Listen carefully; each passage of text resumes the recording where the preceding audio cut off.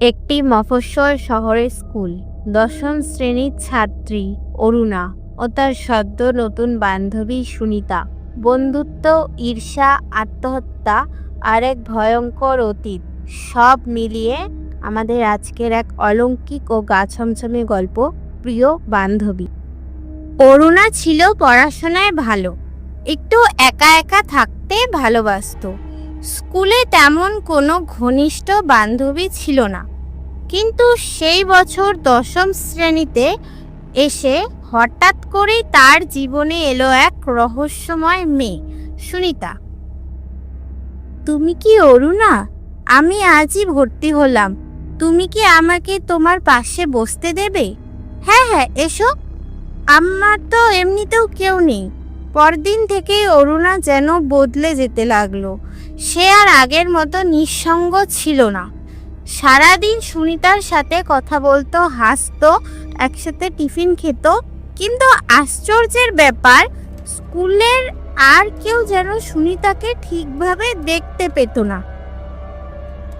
রীতা, তোর পাশের সিটে তো কেউ নেই রে, তুই কার সাথে কথা বলিস সারাক্ষণ? অরুণা, পাগল নাকি তুই? সুনিতা বসে আমার পাশে, দেখিস না? সবাই ভাবলো অরুণা মানসিকভাবে কিছু সমস্যায় ভুগছে। শিক্ষকরা তার অভিভাবকদের ডেকে পাঠালেন, ডাক্তার দেখানো হলো, কিন্তু অরুণা বারবার বলতো সুনিতা সত্যি, সে আছেই। একদিন স্কুলের পুরনো রেকর্ড ঘাঁটতে গিয়ে প্রধান শিক্ষক চমকে উঠলেন। এই ছবিটা, এই মেয়েটা তো, এটা তো সেই মেয়ে প্রায় 25 বছর আগে যে এই স্কুলেই পড়তো, পুরনো কর্মচারী।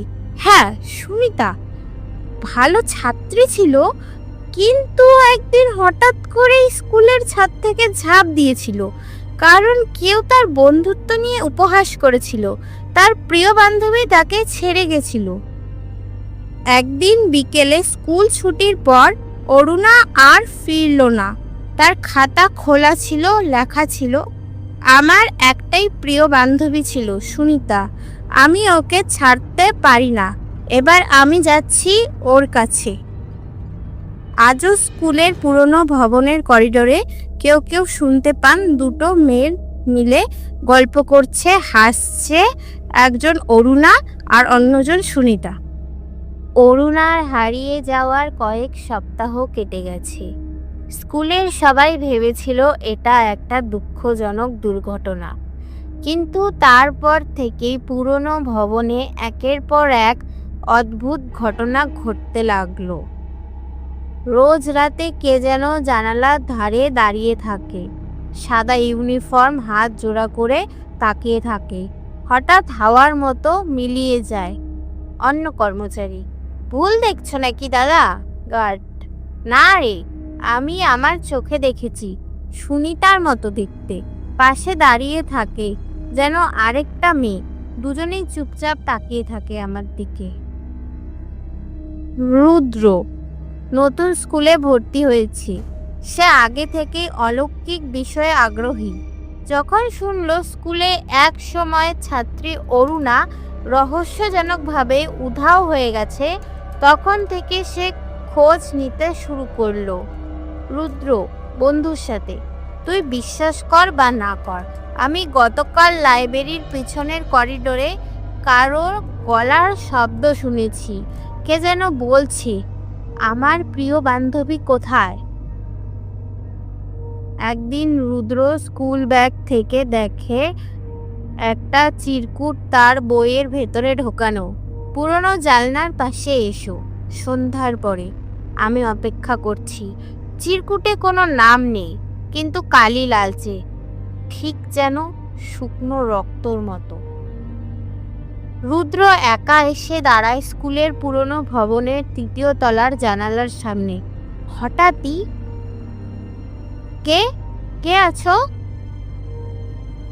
আমার প্রিয় বান্ধবী হারিয়ে গেছে, তুমি কি তার খোঁজ এনে দেবে?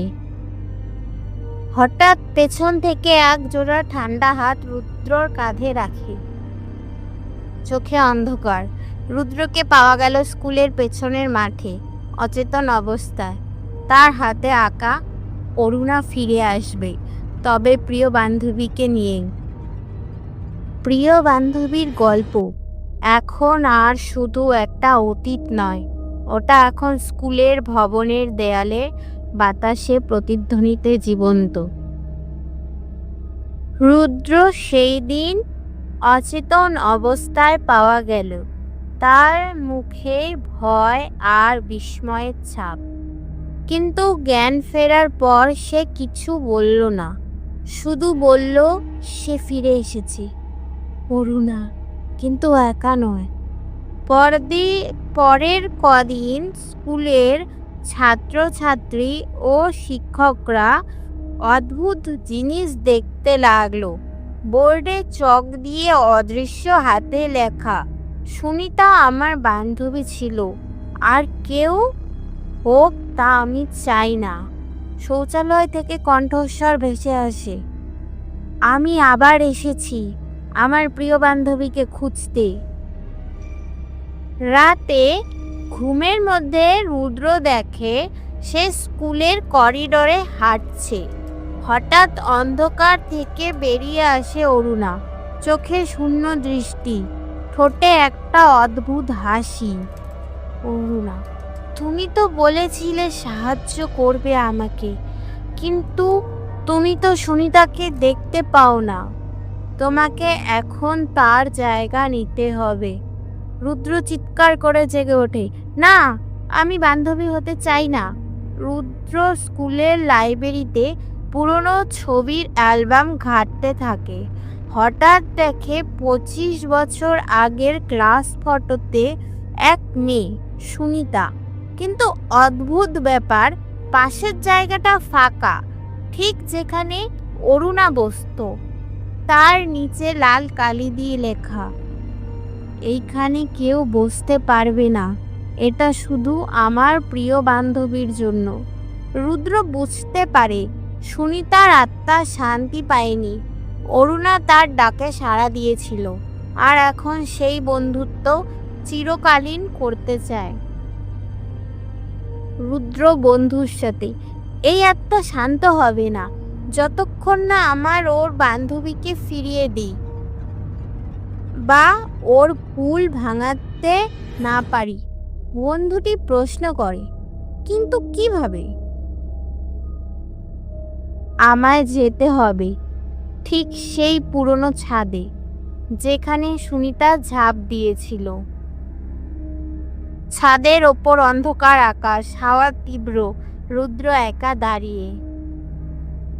রুদ্র চিৎকার করে, তুমি ওকে নিয়ে এসেছো সুনিতা, কিন্তু সে তো তোমার বন্ধুত্বকে ভয় পেয়েছে। বন্ধুত্ব জোর করে হয় না। একটা ছায়ামূর্তি সামনে এসে দাঁড়ায়। সুনিতা ধীরে ধীরে অরুণারও আবির্ভূত হয়। সুনিতা, আমার ভুল হয়েছে। বন্ধুত্ব ভালোবাসা হয়, কিন্তু দখল নয়। দুজনের ছায়া ধীরে ধীরে মিলিয়ে যায় বাতাসে। রুদ্র ফিরে এলো, চুপচাপ। সে জানে প্রিয় বান্ধবী চলে গেছে, কিন্তু তাদের গল্প এখনো ছাদে বাতাসে ঘোরে। সুনিতা ও অরুণার আত্মা ছাদের অন্ধকারে মিলিয়ে গেলেও সব কিছু শেষ হয়নি। একটা জিনিস রয়ে গিয়েছিল, একটি অসমাপ্ত চিঠি, শেষ প্রিয় চিঠি। রুদ্র আবার স্কুলে ফেরে, কিন্তু এবার সে একা নয়। তার সাথে আছে দীপ্তি, অরুণার ছোট বোন। দীপ্তির হাতে একটা পুরনো চাবি। এটা ছিল অরুণার ডেস্কের ডায়েরির লকারের। দিদির শেষ লেখা আমি খুঁজে পেতে চাই। অন্ধকার লকার খুলে দুজন খুঁজে পায় একটা পুরনো খাম, তাতে লেখা, প্রিয় বান্ধবী সুনিতা, যদি কখনো আবার দেখা হয়। চিঠিতে লেখা, সুনিতা, তুই আমার সবচেয়ে কাছের বন্ধু ছিলি।